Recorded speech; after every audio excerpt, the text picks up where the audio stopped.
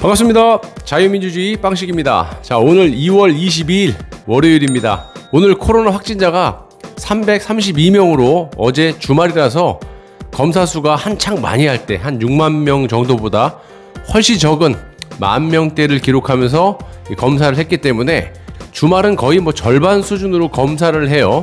그래서 이 주말과 월요일은 확진자 수가 적게 나오는 겁니다. 참고하시고요.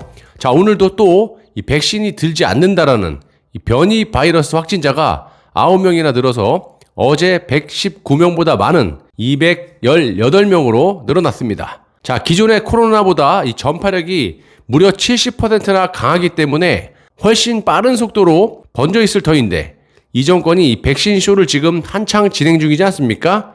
그래서 강력하게 통제를 하고 있고 앞으로도 할 것이라고 개인적으로 생각을 해봅니다. 자, 언젠가 시간이 흐르면 모든 것이 밝혀질 것을 항상 이런 식으로 국민들을 호도하고 있습니다. 자, 어제도 제가 말씀드렸지만 미국에서의 그 여러 종류의 변이 바이러스라든지 일본에서 발생된 변이 바이러스 이런 것에 대해서는 집계가 전혀 안 되고 있는지 의심을 한번 해보고요. 자, 현재 국내에서 변이 바이러스에 감염된 상황을 좀 보시면 영국발이 109명, 남아공발이 13명, 브라질발이 6명으로 총 128명이라고 이 정권은 말을 하고 있습니다. 자, 뭐가 됐든지 우리는 각자 도생으로 이 기존의 코로나보다 훨씬 더 강력한 이 변이 바이러스에 대해서 각별히 조심하셔야겠습니다.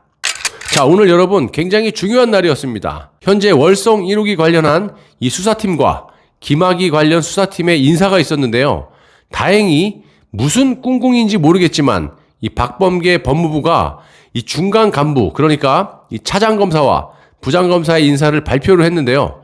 관심이 쏠리던 월성 원전의 경제성 평가 조작 의혹 수사팀과 김학의 전 법무부 차관 불법 출국 금지 사건 수사팀은 유임했다고 합니다. 그리고 채널A 사건과 관련해서 이성윤 서울지검장과 이 대립한 변필건 중앙지검 형사 1부장도 유임이 됐다고 합니다. 저는 개인적으로요, 이 정권에서 대놓고 이렇게 무시하고 뭉개버리면서 강행했던 그런 것들을 이런 식으로 한다는 것이 더 우려가 되는지 모르겠습니다. 저만 그런 건가요? 무슨 꿍꿍이가 있어서 이런 인사를 발표하는지 나중에 알려지겠지만 하나부터 열까지 이들이 하는 짓거리는 신뢰가 안 갑니다. 자, 왜 이런 생각을 하게 되냐면요. 당초에 교체가 될 가능성이 매우 크다라고 전망을 해왔기 때문에 채널A 관련해서 이성윤이와 이 대립을 했던 변필건 부장검사가 유임이 되고 월성 1호기 수사팀 그리고 김학의 관련한 이 수사팀을 전보시키지 않고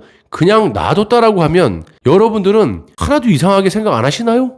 저만 그런가? 정말 희한한 세상에 살고 있는 건 분명하다라고 생각합니다. 그리고 이성윤이도 이 중앙지검에 유임이 됐는데 이 자를 앞으로 지근거리에서 보좌를 할 이 중앙지검 1차장에는 과거에 이종근 대검 형사부장과 친분이 있었고 윤석열 총장의 징계에 주도적인 역할을 아니죠. 혼자 1인 5역 원맨쇼를 한 이 심재철을 보좌했던 인물이 나병원 차장검사라고 있는데 이 자가 앞으로 이성윤 서울중앙지검장의 1차장으로 지근거리에서 보좌를 하게 됐습니다.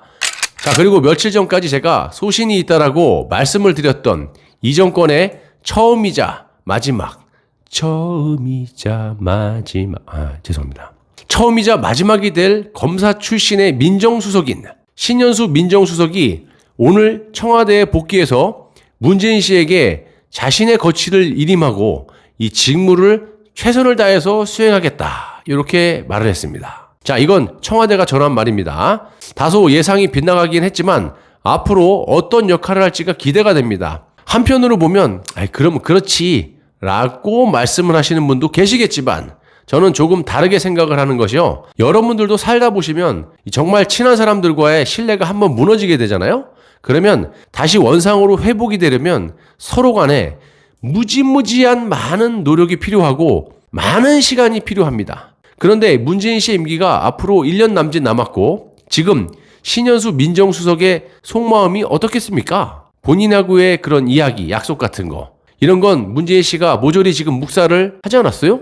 그래서 본인 입장에서는 자기 주장이 묵살당하고 심지어는 자신의 부하인 이 민정비서관이 직속 상관인 본인을 대놓고 패싱하는 그런 일을 저질렀는데 또 당했는데 바보 천치가 아니고서야 그걸 어떻게 쉽게 잊을 수가 있겠습니까? 그래서 저는 평소에 소신이 있다라고 이렇게 평판이 자자한 이 신현수 수석이 민정수석으로서 근무를 하면서 이 문재인 씨와 더군다나 이 박범계 법무장관에게는 다시는 볼 일이 없다라고 이렇게 공개적으로 비판을 한 마당에 민정실의 시스템이 온전히 돌아간다는 게 어불성설이라고 생각합니다. 본인이 문재인 씨에게 말했듯이 검찰을 생각 안 할 수가 없다라고 이렇게까지 아주 뼛속까지 검찰 출신임을 밝혔기 때문에 이 정권에서 검찰을 해체하기 위한 것에 대해서 제동을 걸 수 있을 거라는 그런 기대를 한번 해봅니다.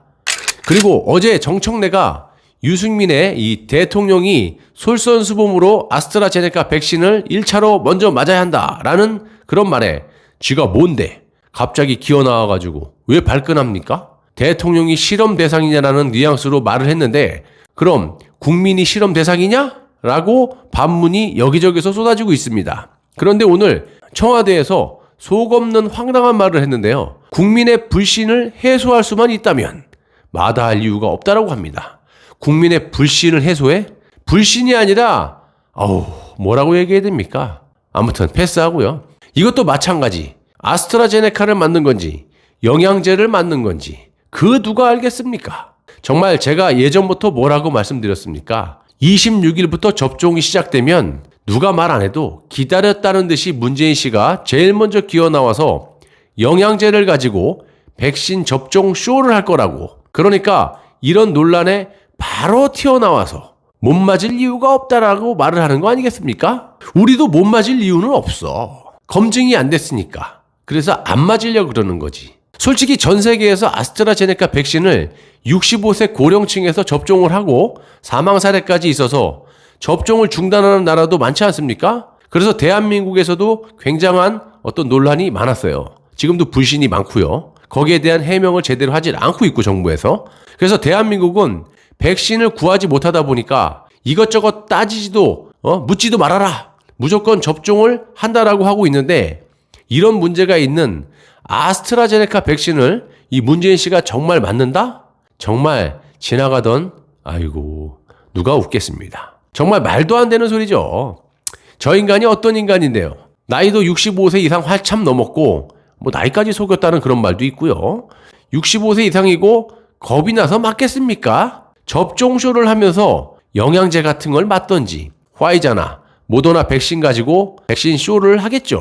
가뜩이나 휜다리가 완전히 꺾이기 싫어서라도 절대 아스트라제네카 백신을 접종 안 한다라고 봅니다. 자, 그러면서 간호사들을 협박해가지고 이 반강제로 접종 동의를 받아놓고 제가 왜 반강제냐 그러냐면 접종할래? 그만둘래? 이게 반강제지. 강제인가요? 그래서 동의를 받아놓고 90% 이상 백신을 맞겠다라는 비율이 발생이 됐다라고 아주 자화자찬을 하고 자빠졌습니다. 이렇게 말도 안 되는 소리를 하면서 청와대는 국민적 불안이 앞으로 증폭되지 않는 이상 대통령은 정해진 순서에 따라서 접종하겠다라는 계획이라고 말을 하고 앉아 있습니다. 이러다가 깜짝 영양제로 백신 쇼를 할 수도 있어요, 여러분. 그러면 또 아무 생각 없는 이 좌좀들과 문외 인간들은 와, 역시 잘하십니다. 이러면서 열광을 하지 않겠습니까? 그리고 4월 달에 치러지는 보궐선거에서도 표를 마구마구 뿌려댈 겁니다. 우리가 압력솥에 밥을 할 때 왜 뜸을 들입니까, 여러분?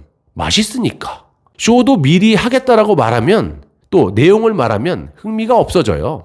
예고 없이 서프라이즈로 갑자기 해야 그 쇼도 증폭 효과를 얻을 수가 있는 거예요. 이 쇼 전문인 이 정권이 4년 내내 쇼만 해왔는데 지겹지도 않습니까? 임기 첫날부터 청와대에 일자리 보드판을 하나 갖다 놓고 쇼의 서막을 열더만 임기 내내 쇼를 하고 자빠졌습니다. 이놈의 쇼의 끝은 어디인지 아시죠? 감사합니다.